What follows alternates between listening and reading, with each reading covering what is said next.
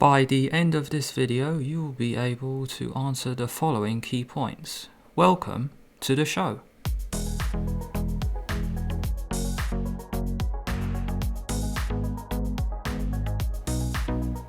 This is the semi-final of the Lindores Abbey Rapid.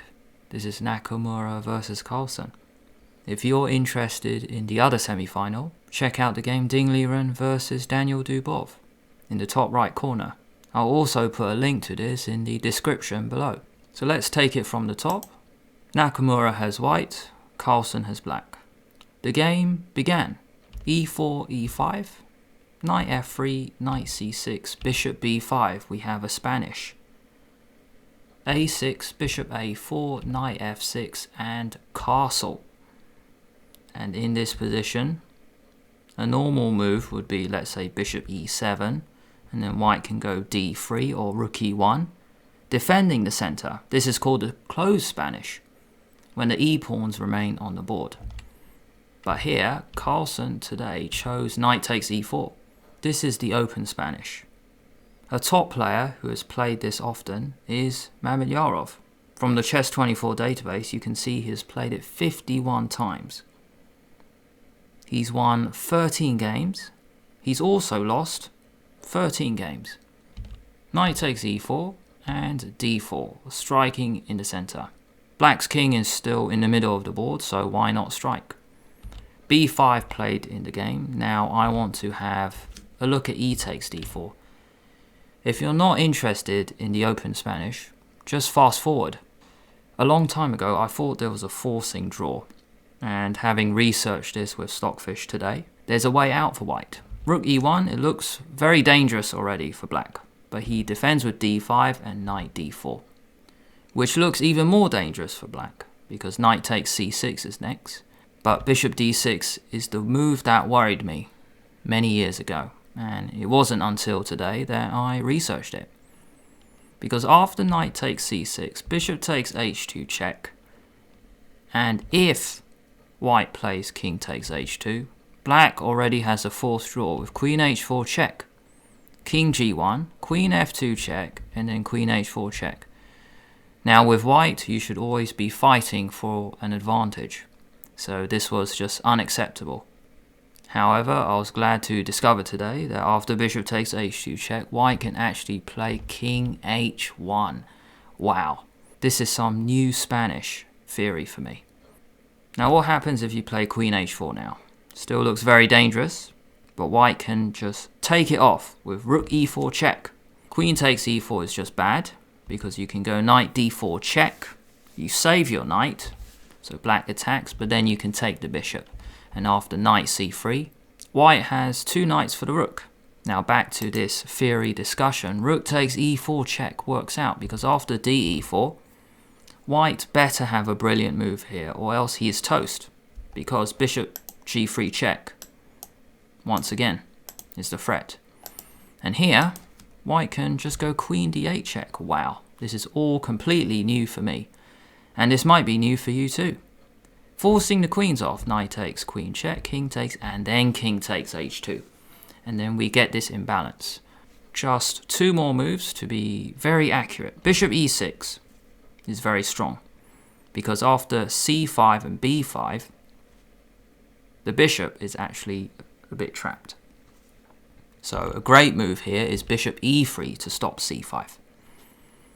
So a blunder would be knight c3, which happened in the game, because after c5, check, king c8, white was in big trouble. So bishop e3, f5, knight c3, and we have an imbalance. Rook and two pawns versus knight and bishop. So that's what happens after e d4. Now back to the game. b5 and bishop e3, and now d5 was played by Carlsen.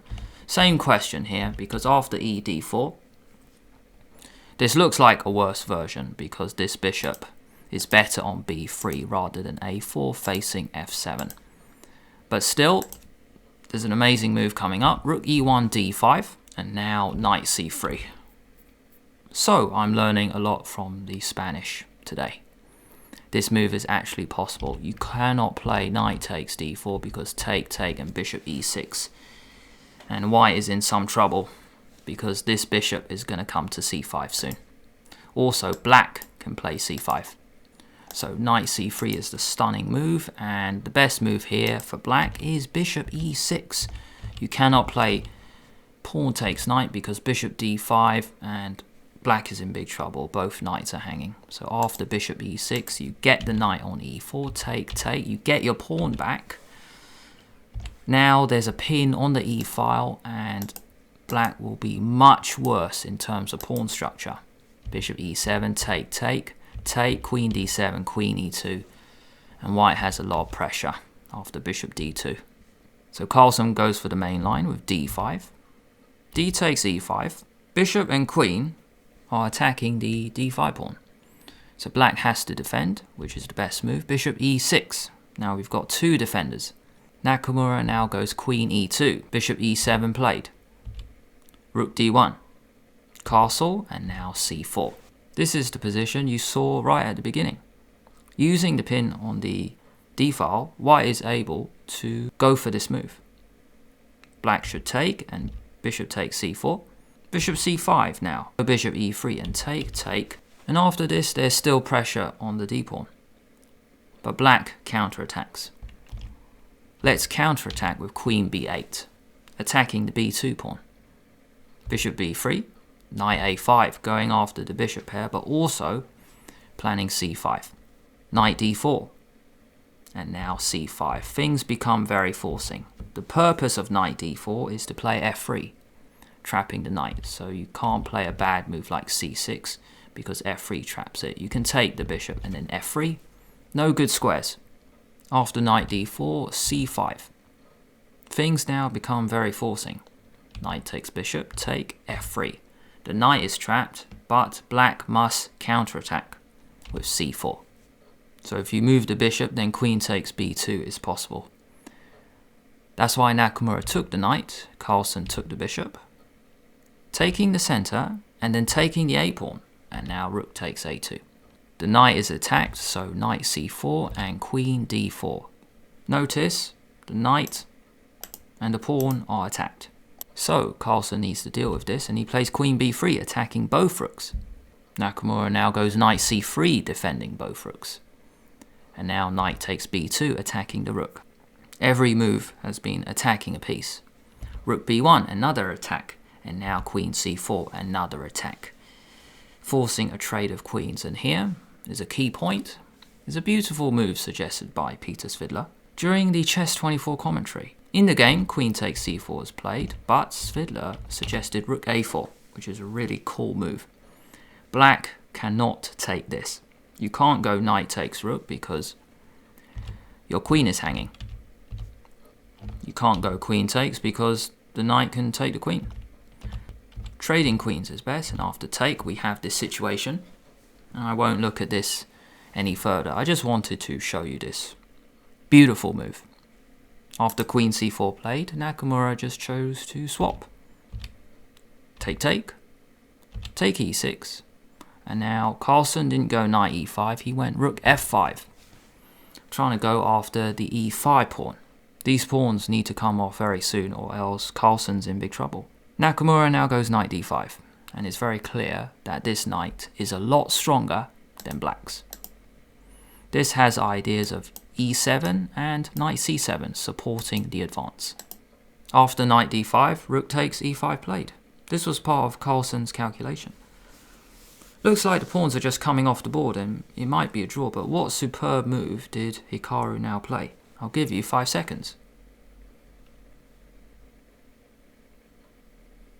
The brilliant move is rook takes a6, which Carlsen might have missed. Here is a key point. Tactics, they still appear in the endgames. This tactic works because of the back rank.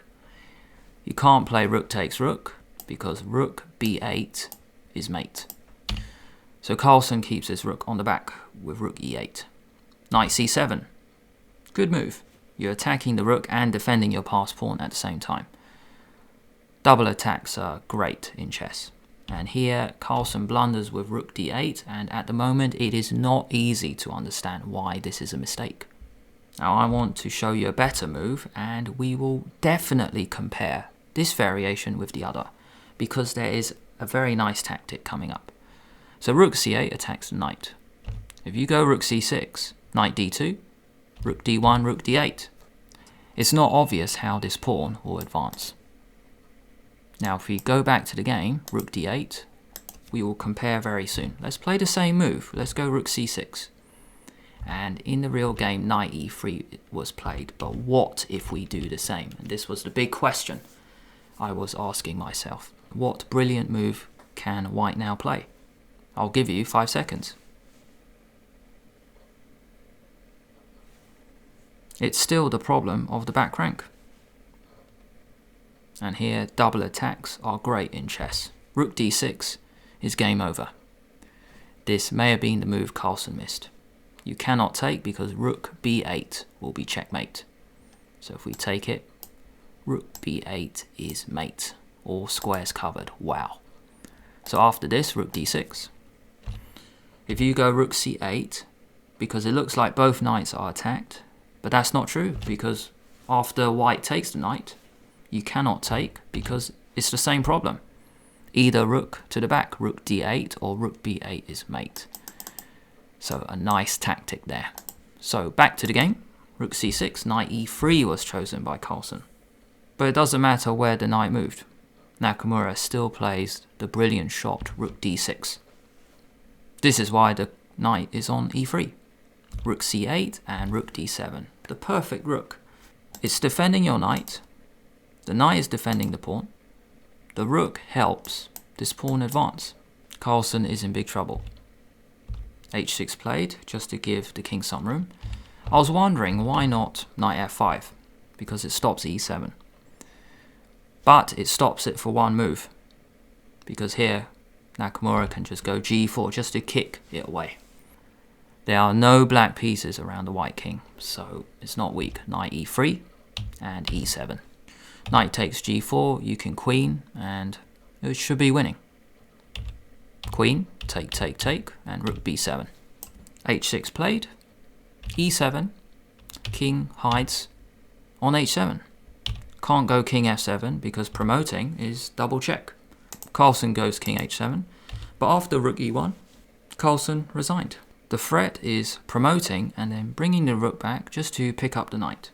If Carlsen plays king g6, we can promote, take, take, take, and rook d3, picking up the knight, and white will be a rook up. Let's check out the standings. I hope you learnt a few things from the key points. There were many tactical key points, and I hope you found them very useful, especially rook d6 using the back rank. If you enjoyed the show, why not like the video and subscribe to the channel at the same time? If you want to support the channel, there is a link in the description below. Thanks for watching, and I will see you in a future video.